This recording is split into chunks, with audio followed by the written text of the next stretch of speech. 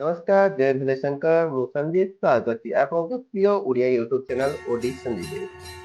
ଆପଣ କଳିଯୁଗରେ ଏକ ସତ୍ୟ ଘଟଣା, ଏହା କୌଣସି କ୍ରିଏଟିଭ ଭିଡିଓ ନୁହେଁ। ଆପଣ ଦେଖିପାରୁଥିବେ ଯେ ସାପଟି ସମ୍ପୂର୍ଣ୍ଣ ବାହାରୁ ଆପେ ଆପେ ଯାଇଛି। ଏଟାକୁ କେହି କ୍ରିଏଟ କରିନାହାନ୍ତି କି ସାପ ଗୋଟିଏ ଅବିଶ୍ୱସନୀୟ ପ୍ରାଣୀ, ତ ତାକୁ କେହି କହିଲେ ବି ସେ ମାନିବନି କି ତୁ ଯା ଭାଇ ଶିବଙ୍କ ଲିଙ୍ଗ ଉପରେ ଗୁଡ଼େ ହେଇ ରହ। ତ ତେଣୁ ସିଏ ନିଜେ ନିଜେ ଯାଇଛି ଆଉ ଶିବଙ୍କ ଲିଙ୍ଗ ଉପରେ ଗୁଡ଼େ ହେଇ ରହିଛି। ତ ଏଇଠୁ ଆପଣ ଜାଣିପାରୁଥିବେ ପ୍ରକୃତରେ ଯେଉଁ ଆମର ପୌରାଣିକ କଥା ଅଛି ଏହା କେତେ ଦୂର ସତ୍ୟ।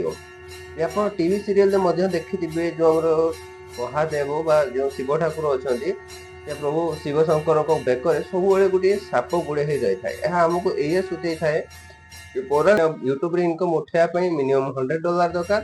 ତ କେମିତି ମୁଁ ଏତେ ଜଲ୍ଦି ମୋ ଚ୍ୟାନେଲକୁ ଗ୍ରୋ କରେଇଲି ଆଉ କେମିତି ସକ୍ସେସ୍ ହେଲି। ଯଦି ଆପଣମାନଙ୍କ ଭିତରୁ କେହି ୟୁଟ୍ୟୁବର ଥିବେ ବା ନୂଆ ୟୁଟ୍ୟୁବର ବା ଆପଣଙ୍କ ୟୁଟ୍ୟୁବରେ କାମ କରୁଛନ୍ତି ତ ମୋତେ କମେଣ୍ଟ ମାଧ୍ୟମରେ ଜଣେଇବେ। ମୁଁ ଆଗାମୀ ସମୟରେ ଆଉ ଗୋଟେ କ୍ରିଏଟିଭ ଚ୍ୟାନେଲ ବି ଆରମ୍ଭ କରିବାକୁ ଯାଉଛି, ଯେଉଁଥିରେ ମୁଁ ସମ୍ପୂର୍ଣ୍ଣ ଡିଟେଲ୍ସ କହିବି ଯେ କେମିତି କ'ଣ ମୁଁ ଆଗକୁ ବଢ଼ିଲେ ଆଉ ଆପଣ ଚାହିଁଲେ ମଧ୍ୟ ବଢ଼ିପାରିବେ। ଆଉ ବଡ଼ ବଡ଼ ୟୁଟ୍ୟୁବରଙ୍କ ଭଳିଆ ଗାଲୁଆମି କଥା ଜମା ବି କହିବିନି। ଯେଉଁଟା ରିଆଲିଟି ମୋ ସହିତ ଘଟିଛି ସେଇ ବିଷୟରେ କହିବି।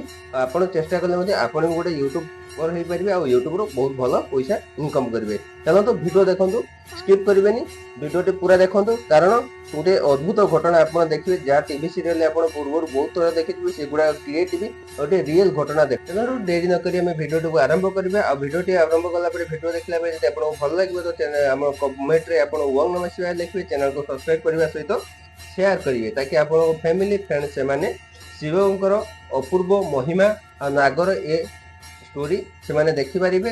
ତାଙ୍କ ହୃଦୟ ବି ଟିକେ ଭଗବାନ ଶିବଙ୍କ ବିଷୟରେ ଆଧ୍ୟାତ୍ମିକ